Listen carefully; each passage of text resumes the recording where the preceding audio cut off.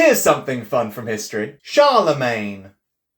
Yes, I know that doesn't work as an actual sentence, but literally fight me. I'll put up these weapons. I did karate for 4 years. I'm ready to defend myself. Wacha. Also, I watched my last video back and wow, it's so close to my face the entire time.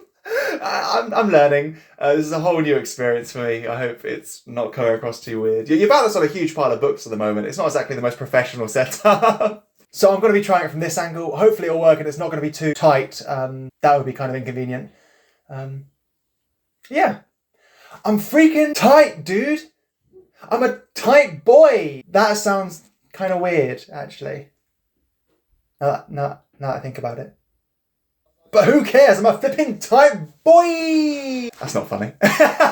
Now, if you know anything about medieval European history, you've probably heard of the name Charlemagne, otherwise known as Charles the Great. He was born in 742, or 747, or 748. You know, one of the joys of studying history is learning those solid, concrete historical facts. But he was a pretty big deal. He ruled territories stretching over modern-day France, half of modern-day Germany, the top of Italy, and just a smidgen of northern Spain. Oh, what's this?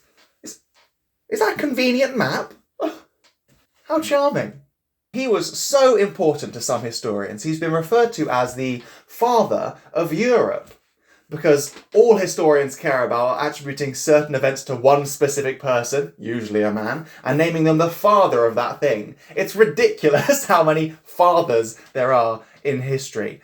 Although saying that, of course, there's going to be a lot of fathers because dads exist. He inherited the kingdom of the Franks from his dad, Pepin the Short, whilst his brother got the Kingdom of Italy, which is the northern part of Italy. And after a whole bunch of interfamilial politics and very fun, stressful times, lots of unnecessary tension, really, welcome to the medieval world, his brother died, and he inherited the whole shebang. Oh, quick side note, whilst his father did have the title Short, Charlemagne was anything but. He was probably around 6 foot or 6'2", which is pretty tall, considering the average height at that time was around 5'5", according to Oxford University. Still smaller than me, though. Although he did have more action than I ever will have, considering he had 4 wives and 5 concubines. But who can blame him? Who wouldn't stumble for this beautiful man? He also had like 18 kids. He'd been busy. He was also super chummy with the popes at the time, starting with Pope Adrian I and then through to Pope Leo III, who is super important in just a little bit. We'll come back to him later. There's no joke I could think of this. I just love this mosaic more than anything. It's my favourite picture ever. I'm literally going to make this my profile picture on everything now. So, be prepared to see a lot more of this. I'm kind of annoyed I can't find a more high quality image of this mosaic. I'm going to try and put it as a profile picture, but it might not be as successful as I want it to be. Whilst his dad, Mr. Short, was also very chummy with the popes, it was really kicked into the next gear when the Kingdom of the Lombards in northern Italy tried to invade the papal states where the Pope ruled, and Charlemagne swooped in to the rescue, saving the day at the last moment. His relations with Pope Leo III specifically was so good that he crowned him emperor in 800 CE, on Christmas Day, no less. And that is a heck of a Christmas present. Could you imagine walking down one day, walking down the stairs, underneath the tree, little box. Hello, parent and/or guardian. Have I got a Christmas present this year? I really hope I have a Christmas present. Hello, yes, it's me, the Pope, who is also your parent and/or guardian. And I've got you this little gift. I hope you enjoy it. Just the one? Okay. I hope it's good enough. I do deserve good gifts, for I've been a good boy this year. This is getting weird and sounds very strange now. Can you continue this bit, please? You didn't write this in the script. Okay. Ooh, put opening present noises here. Hi, Tom editing here. I'm not going to do that. Ooh. Is this? Yes, I'm Emperor. Congratulations. Yeah. Yeah! Future Tom, when you're editing this, put like bad JPEGs of lightning bolts and use this as the lightning noise. Lightning, lightning, lightning. Yeah! Lightning, lightning, lightning, lightning, lightning, lightning, lightning. Now I'm the Emperor from Star Wars.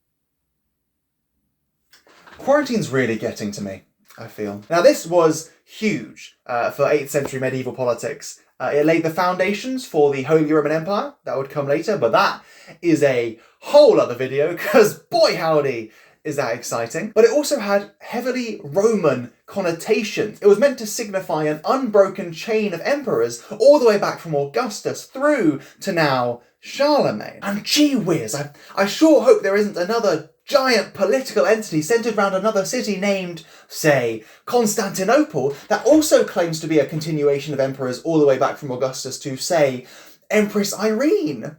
Wacky naming politics aside, this was huge, and Charlemagne acted like he didn't know it was gonna happen. Ah, it's good to see you, Leo III, the popiest of all the people I know. That'll be because I'm the Pope, Charles. What a lovely Christmas morning we're having, wouldn't you agree?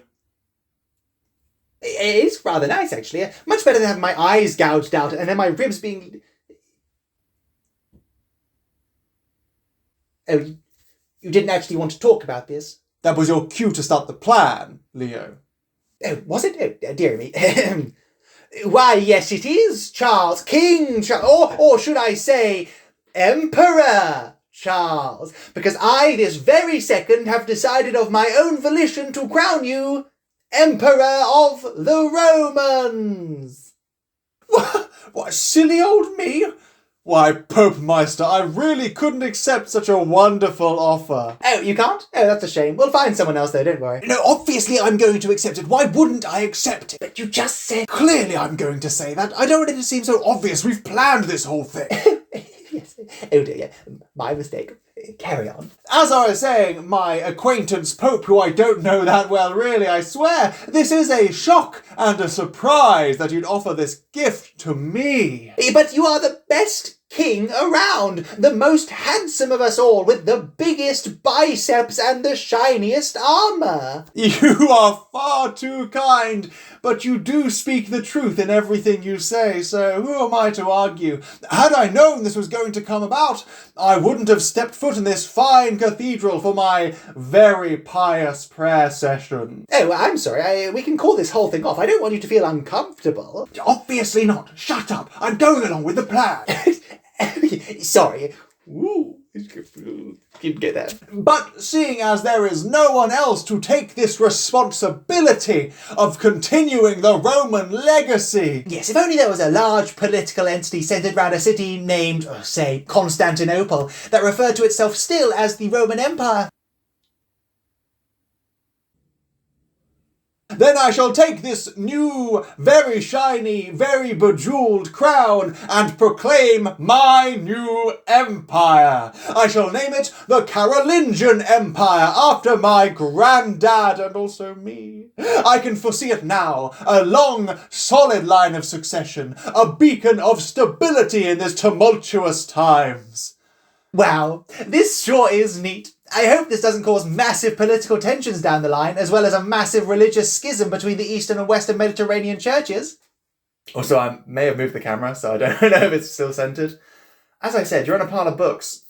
It's hard to fasten you down. It's interesting to note that whilst people often get stuck discussing whether this actually happened or not, the real question should be, why did it happen? Why would the Pope give this power to Charlemagne, and why would Charlemagne accept it? Now, the historian John Julius Norwich makes a very interesting, if controversial, case for this in his book about the Byzantines, saying that the reason why the Pope was looking for a new figurehead for the Roman people, for the Roman Empire, was because there was a female emperor on the Byzantine throne. Classic women! Am I right? Always degrading the Roman throne by existing and inheriting it normally and lawfully through their system, when some random French guy is obviously a better candidate to run Europe.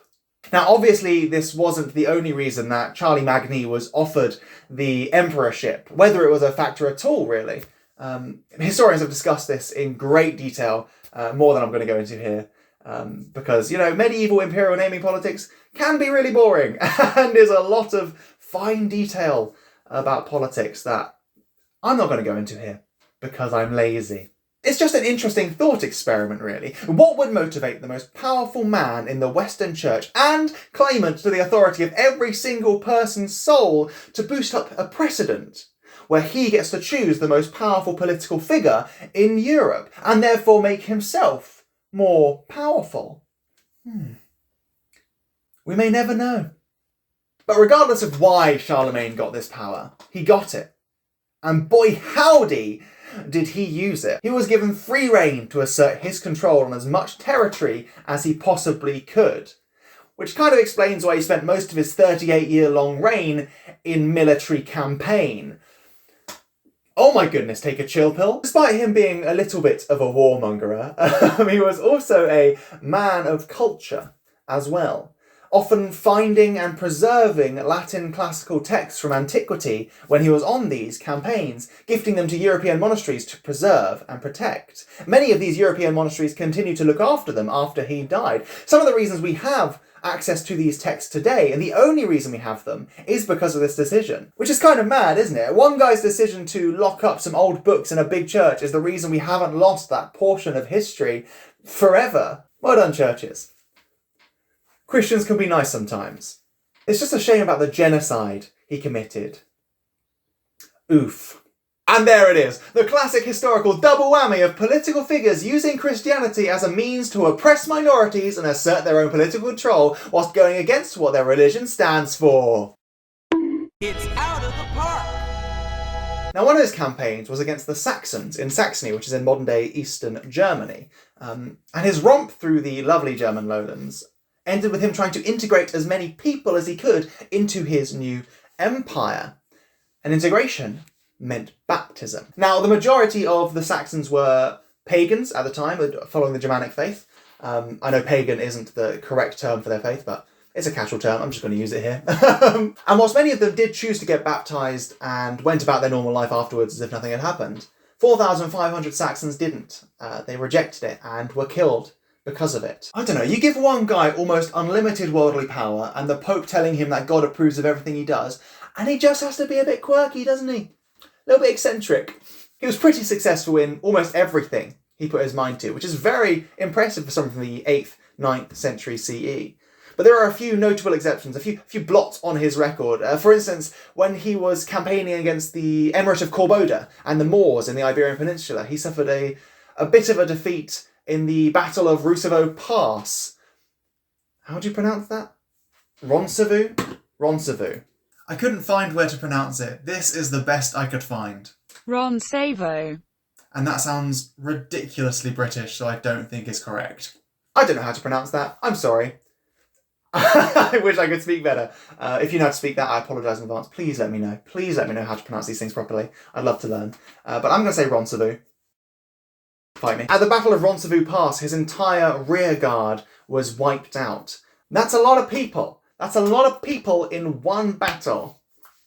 Yikes. Now, despite him being the cheekiest boy in 8th, 9th century Europe, he left a pretty mad legacy. When he died in 814, he split his empire among his sons as a form of trying to ease the burden of rulership, make it easier, but it quickly fell into infighting and bitter familial rivalries, and crumbled very swiftly after that. I actually know more about what happened after his empire than I do during, because I've actually studied that. Why didn't I just talk about that instead? SMH my head. I don't know, maybe I will on a future video if you guys want that. But thank you for listening, beautiful people. I hope you've enjoyed watching this. I hope you've learned a couple of things. I feel like I've said a lot of words, but I haven't said a lot of facts. I've kind of just brushed the surface with this. If you want me to go into more detail about certain things, I'm happy to. If you want me to talk about any topic in particular, across any time period, I'm happy to do a bit of research into it and chat about it. Let me know. I'm going to do a few more of these, see how they go. I'm enjoying making them. It's always fun to learn new things. But I hope you've enjoyed it. I hope you're keeping safe out there. And I hope to see you next time. God bless. Oh, flip me. Something fell down behind me and it made me poo myself.